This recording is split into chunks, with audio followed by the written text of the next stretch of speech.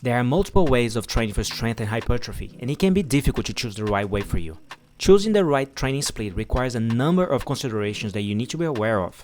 In this video, we are going to go through the 3 most popular types of calisthenics training split, leaving you with enough information to decide which will be the best for you based on your current goals and lifestyles. So let's get to it.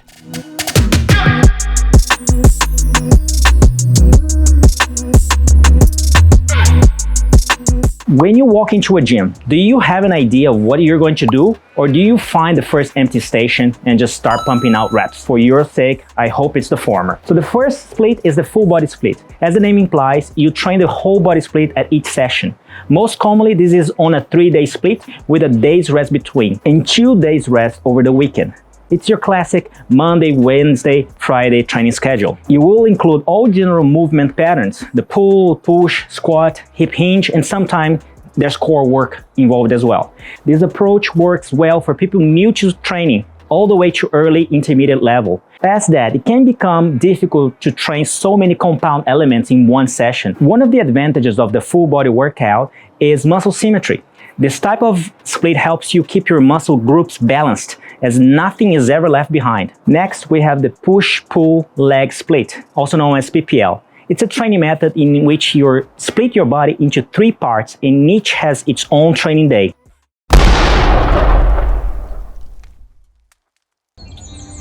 I said 3 body parts, not 10,000. Start again. On the push day, you train all the upper body pushing muscles, for example, the chest, shoulders, and triceps.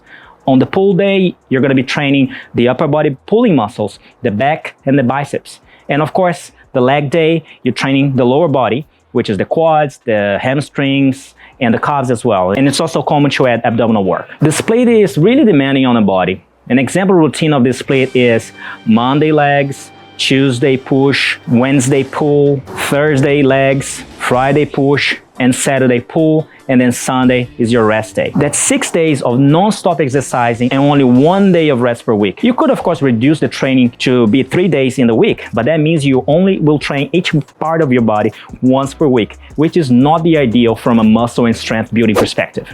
But it can be an alternative for beginners or people who don't have a ton of time to hit the gym, but who like this training split. Next, we have the lower upper split. It's a workout routine where you do the upper body exercises one day and lower body exercise another day. The split generally involves 4 training days per week, 2 for upper body and 2 for the lower body, with some abs work thrown in as well. At a basic level, the volume and workload for both are equal. The days are usually set out as follows: Monday, upper body; Tuesday, lower body; Wednesday, rest; Thursday, upper body; and then Friday, lower body, and then your Saturday and Sundays are rest days. I really like this split because you have a consistent schedule from week to week. You get to train each muscle group twice a week, and the frequency is not overwhelming, which fits nicely with my busy schedule. This routine is fantastic for early to late intermediates, and you can really make great gains for many years. It gives your muscle recovery time between training sessions, and there are less consecutive training days than the other splits. One of the downsides of the split though is that the workouts can become quite long and tedious because there are many muscle groups to account for. Your back, your chest, shoulders, triceps, biceps, traps, upper and lower abs, and obliques. If you do just 3 sets for your back, chest, shoulders, triceps, and biceps, you still have to do a total of 15 working sets. So that could be a bit of a drag for some people. Okay, so now you know the 3 popular training splits using calisthenics. But how do you know which one is the right one for you? When setting up your training split, you should consider 1, your training experience. If you're a beginner, you'll need less volume and intensity in your training program. The focus is on learning great technique to perform the movements, whereas intermediate and advanced lifters will be looking at hitting their body parts in more ways. Second, your goals. Are you trying to establish a baseline of fitness, maintain your shape, or pursue a large-scale physique change? Choose one goal and stick to it, then reassess and refocus as you make progress of complete the goal. Then 3, your time availability.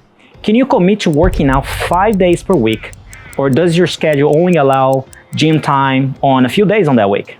You need to be honest here when defining your availability. Can you really be consistent to be at the gym for the next 5 to 6 days per week for the next 1 year? And finally, your rest and recovery needs. Depending on your job, lifestyle, and recovery abilities, including sleep, you may need more or fewer rest days. It's known that growth takes place away from the gym in the presence of good nutrition and good rest. In terms of recovery, you don't want to train a muscle group that's still pretty sore from a previous workout. Recovery can also include mental recharging. If you're feeling burnt out from too much time in the gym, including more rest days can really help. You can also have active rest days, by the way, by choosing activities like walking, yoga, or swimming.